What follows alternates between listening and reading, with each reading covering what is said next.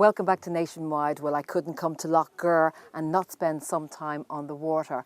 And over in that direction, about 400 metres from the shore of the lake, is the Grange Stone Circle. Will you head that way, Liam?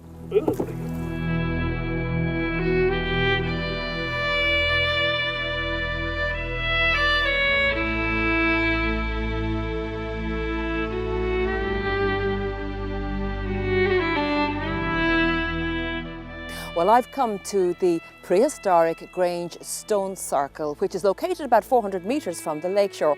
However, when it was constructed some 5,000 years ago, the lake was much closer.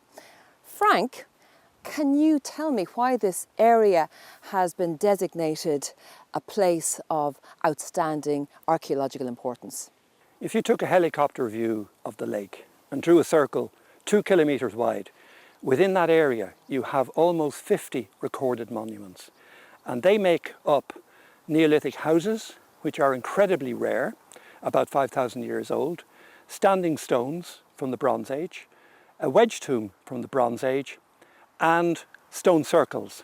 And there are many or several stone circles, of which Grange B is the biggest, the largest in the country, and the most important. Okay, so let's go have a look.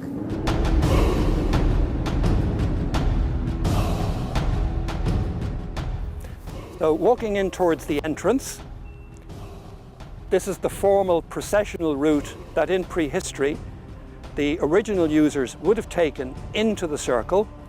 And as you approach, you touch and reach the 2 portal stones, which are dramatically big and impressive, and they lead us into this magnificent space, unparalleled anywhere else in the country in terms of its size. And what you have before you is the largest interior stone circle space in the country.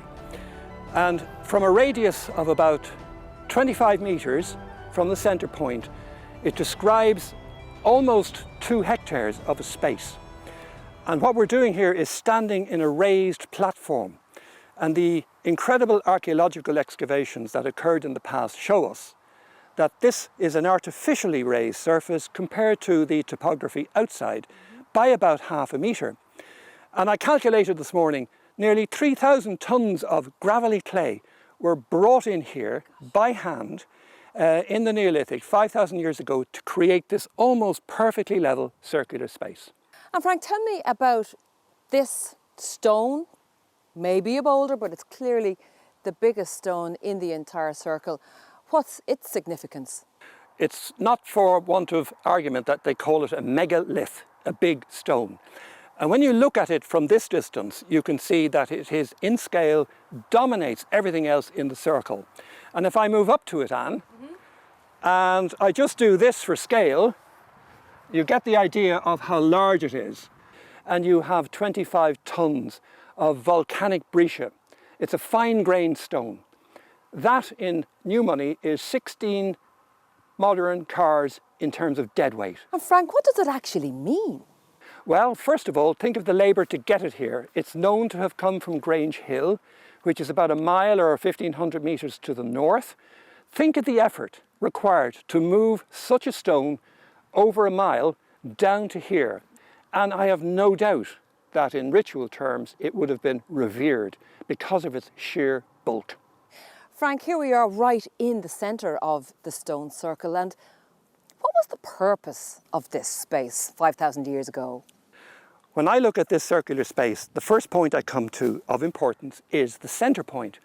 And in archaeological terms and in sort of prehistoric cultures, the centre of anything is the centre of the world. It is the cosmic axis of the whole space. And ritually, I think this would have been a place where people gathered in the surrounding area, looking in on, and we have to imagine, perhaps, rituals and ceremonies which were conducted throughout the year. When I look at a circle, I see mirrored in the circle the rim of the horizon, which is also circular, and extended up into the heavens, you have the dome of the sky. And that leads into something really important, cosmology. And tell me about your own initiative picking up on that theme in terms of the dark skies. To advance the dark sky qualities of this area, and it is incredibly dark, We now have an initiative to attain dark sky designation for Lough Gur, and this is fabulous and exciting.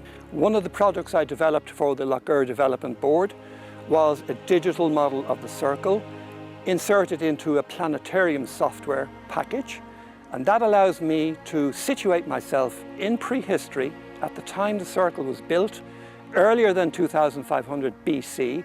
Compared to now, the prehistoric viewer of the sky would have seen more than 5,000 to 6,000 stars and the Milky Way with incredible brightness. So that would have been an amazing wonderment and an amazing sight compared to today.